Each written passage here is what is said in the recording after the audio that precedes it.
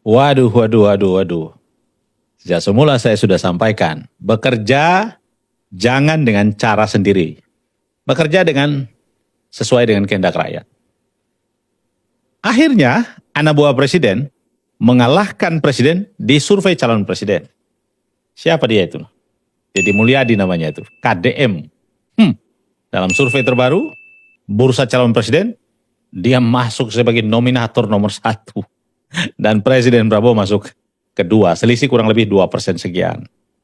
Artinya bahwa mayoritas rakyat lebih senang pada kepemimpinan yang kerja dengan cara terbuka, lalu responsif, menyelesaikan masalah tanpa ada masalah. Dan yang paling praktis adalah jangan terlalu banyak birokrasi, jangan terlalu banyak membentuk badan lembaga, menghambur-hamburkan uang.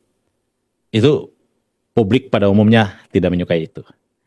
Dan Deddy Mulyadi menunjukkan sejak awal pangkas anggaran perjalanannya dan seterusnya, mobil dinasnya kemudian seterusnya, dia mengefisienkan lingkungannya. Kemudian dengan bergerak cepat dia menyelesaikan berbagai kasus. Tapi sekarang sayangnya dia stuck. Udah mulai dihantam itu karena dia bergerak terus, itu dianggap dia akan nyalip Presiden Prabowo karena dia nyalon presiden itu. Nah ini sesuatu yang memang harus diperhitungkan. Dan pada ranking yang ketiga namanya Anies Baswedan dan seterusnya calon yang lain.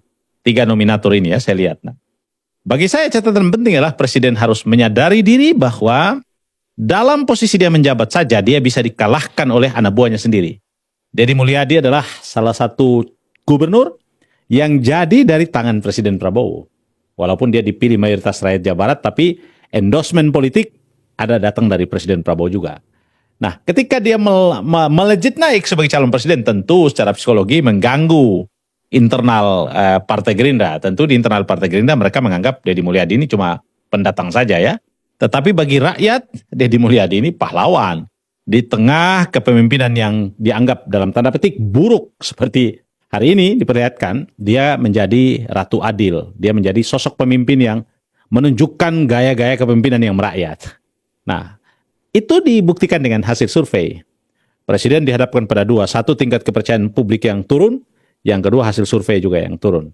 Artinya ada banyak hal di istana, ada banyak hal dalam kebijakan presiden yang harus dievaluasi, mau tidak mau.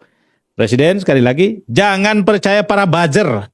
Jangan percaya pada orang-orang sekitar Anda yang memerankan buzzer untuk menghantam orang-orang yang mengkritik Anda, Pak Presiden. Termasuk saya, Pak. Kenapa? Karena fakta dari kita kritik hari ini, Anda mengalami penurunan popularitas dan bahkan kalah di survei sebagai calon presiden. Itu poin Pak Presiden.